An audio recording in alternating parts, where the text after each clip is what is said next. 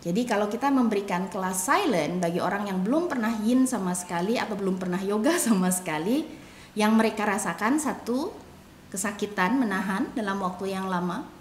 Yang kedua, bosen. Yang ketiga, ngantuk.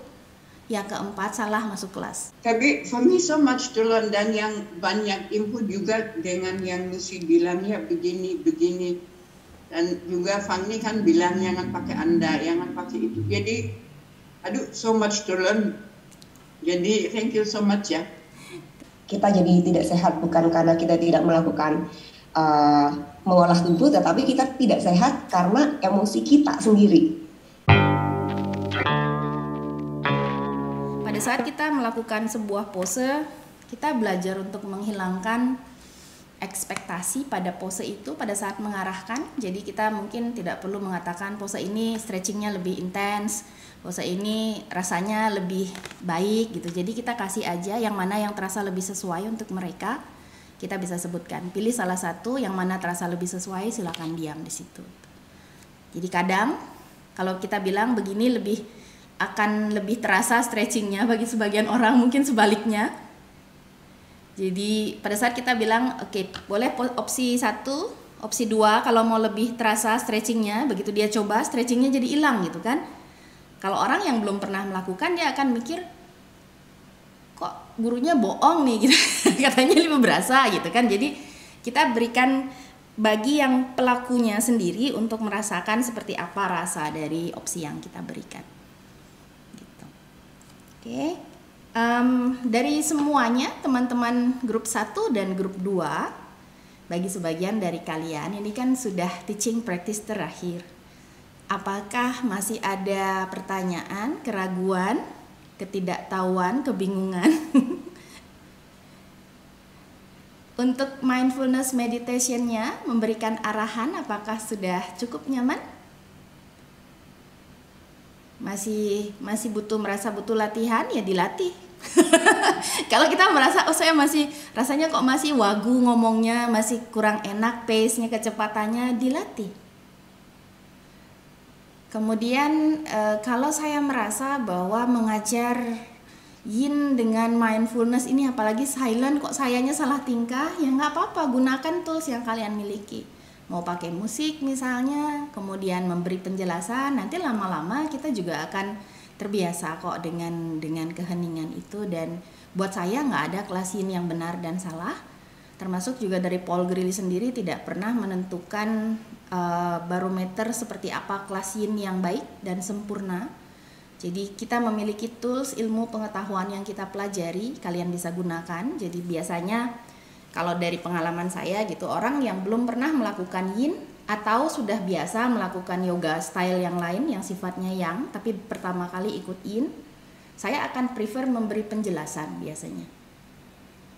Saya akan menjelaskan kenapa kita perlu diam pada sebuah pose dalam waktu yang lama. Mungkin saya bisa mulai menjelaskan dari sudut pandang fisiknya, anatominya, fascia misalnya. Kemudian mungkin di lain waktu saya memberikan penjelasan mengenai meridian TCM-nya. Kemudian semakin lama kalau memang itu adalah kelas yang berulang, yang artinya orang sudah beberapa kali ikut kelas saya, biasanya saya akan mengurangi durasi untuk memberikan informasi.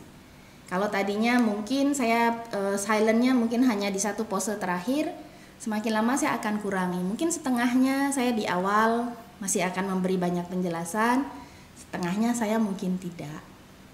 Jadi kalau kita memberikan kelas silent bagi orang yang belum pernah yin sama sekali atau belum pernah yoga sama sekali, yang mereka rasakan satu, kesakitan menahan dalam waktu yang lama.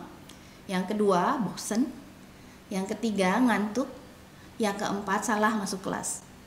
Kayaknya saya salah masuk kelas deh, ini kok di kelas disuruh diam-diam, disuruh tidur-tidur, gurunya kagak ngomong, makan gaji buta gitu kan.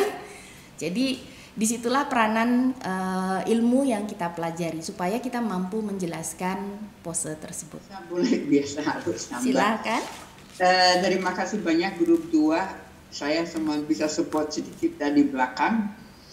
Saya mungkin terutama ya sebabnya saya dapat untungnya dari TV6 bisa menggait Rina sedikit ya, untuk Rina yang pembayanan ya.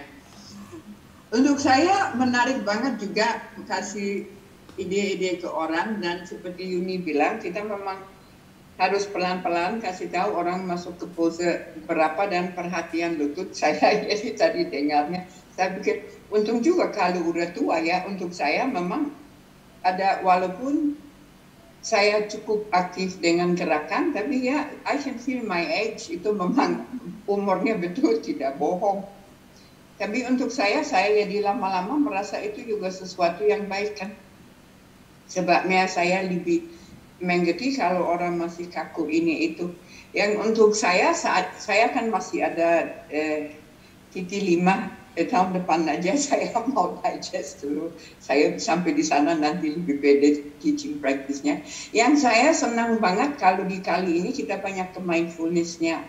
Dan yang saya sebagai peserta, saya suka ikut meditasi jawab yang kita duduk bersama online untuk 1 jam dan betul-betul bisa merasa apa ya, keheningan, kedamaian yang dibawa oleh guru.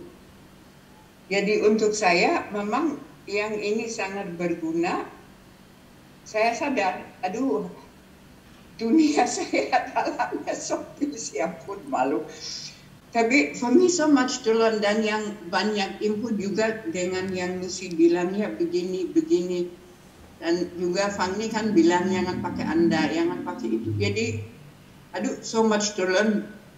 Jadi, thank you so much ya. Terima kasih, Gaby. Dan Rina, I'm so proud of you. Kalau yang lain hari ini saya walaupun cuma ikut sebagian, saya nikmati banget kelasnya. Dan saya kan ikut kelas Santi waktu titik 6. Untuk saya pace-nya cepat banget. Hari ini Santi jauh lebih tenang. Saya senang banget. Jadi suasana saya bandingkan hari ini sama teaching practice yang titik 6. Ya, Santi juga bisa membawa sesuatu yang tenang. Nice banget. Thank you ya. Terima kasih, Gaby. Jadi salah satu alasan kenapa saya menaruh materi mindfulness atau meditasi atau filosofi gitu, kalau di rangkaian 200 kan saya taruhnya terakhir kan di titik 4. Sama di sini juga rangkaian 300 saya taruhnya terakhir. Karena itu bukan materi yang mudah sebenarnya. Jadi sesuatu yang sederhana itu yang konsep paling susah sebenarnya. Disuruh duduk diam aja itu susahnya setengah mati kan. Jadi kenapa setelah kita puas dengan semua keingintahuan kita akan ilmu, misalnya, baru kita bisa appreciate keheningan. Contohnya saya ingat sekali dulu baca gitu, sebuah keluarga gitu yang terdiri dari banyak orang di dalam rumah. Terus ngerasa kok kayaknya bising banget di rumah gitu, gimana caranya biar menemukan ketenangan gitu. Dia meminta saran lah kepada temannya seseorang. Terus dia bilang, ya udah kamu masukkan apa, pelihara anjing, pelihara kucing, jadi semua ditambah, jadi semakin chaos kan. Dia bilang, ini sarannya gimana sih, kan saya mau cari ketenangan gitu kan. Jadi saya setiap hari tuh ngerasa pusing, sibuk banget. Terus akhirnya sama temannya, udah keluarin, kamu udah nggak usah pelihara lagi ini, keluarin kucingnya, keluarin anjingnya. Terus semua yang menambah ramai itu sudah dikeluarkan. Dia bilang, oh senang sekali di rumah sekarang damai, tenang dengan orang-orang yang sudah ada sebenarnya sebelumnya yang membuat dia bising. Jadi itu adalah masalah persepsi. Jadi kenapa pada saat kita mulai gitu komplain akan sesuatu, kadang dengan ditambahkan masalah kita appreciate yang sebelumnya gitu. Karena ternyata itu lebih baik gitu kan. Jadi sama seperti kita di yoga, di awal belajar yoga gitu kan, rasanya kayaknya saya mau latihan yoga untuk menemukan kedamaian, ketenangan. Kemudian seiring dengan latihan, kita menikmati hiruk pikuknya yoga sampai pada suatu titik kok hiruk pikuk semua gitu, kita balik lagi ke awal, oh ya saya mau ketenangan lagi gitu. Dan itu adalah proses yang saya pikir semua orang akan menghadapi. Jadi kenapa saya bilang nggak ada benar dan salah di sana. Jadi semoga gitu ini rangkaian terakhir dari rangkaian 300 jam ini bisa membantu kalian untuk melengkapi apa yang sudah kita pelajari sebelumnya gitu ya. Mindfulness ini mungkin aspek paling penting kali ya, walaupun kita baru dapatnya di titik 7, karena berapapun banyak ilmu yang kita dapat dari cara mengolah tubuh atau dari cara menjaga kesehatan dari sisi TCM, tapi kalau kita tidak punya segi mindfulness-nya, kita tidak akan pernah kepake. Apapun sesuatu yang baik yang kita dapat, tapi kalau tidak ada mindfulness-nya, kita nggak akan bisa memanfaatkan itu. Contohnya, kita jadi menyalahkan orang lain, oh ini kamu nggak benar karena yang kamu salah karena yang benar ada ini. Oh kamu nggak bisa nih makan setelah jam 7 malam, nggak bisa karena di TCM gini. Jadi kita memakai ilmu itu secara membabi buta. Padahal experience masing-masing orang kan berbeda-beda. Itu untuk orang lain, dan yang paling penting adalah bagaimana kita memakai ilmu itu ke diri kita sendiri. Kadang-kadang mungkin kita juga merasa guilty, dan itu yang paling bahaya. Karena kita tahu yang benar apa, pada saat kita melakukan yang tanda kutip salah, kita condemning ourselves atau menghakimi diri kita sendiri.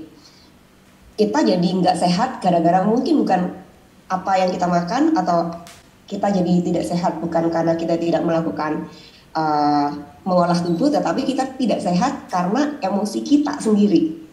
Gitu. Jadi dengan mempelajari mindfulness akan mengimprove hidup kita. Mungkin perubahannya tidak signifikan, nggak seperti muscle yang tiba-tiba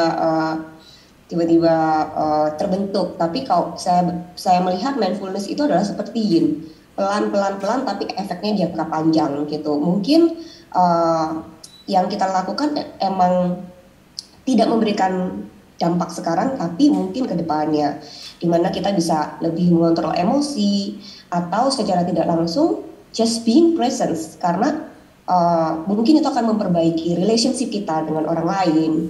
Sadar nggak sih kalau kita itu mungkin pas pada saat makan malam bareng, atau bertemu dengan anak, bertemu dengan pasangan, pikiran kita masih kemana-mana. Kadang-kadang dia ngomong kita, hah apa? Kita nggak being fokus. Dan langkah simple dengan being present, dengan mendengarkan apa yang orang lain sampaikan ke kita, itu akan memberikan apresiasi yang tinggi. Walaupun mungkin it's just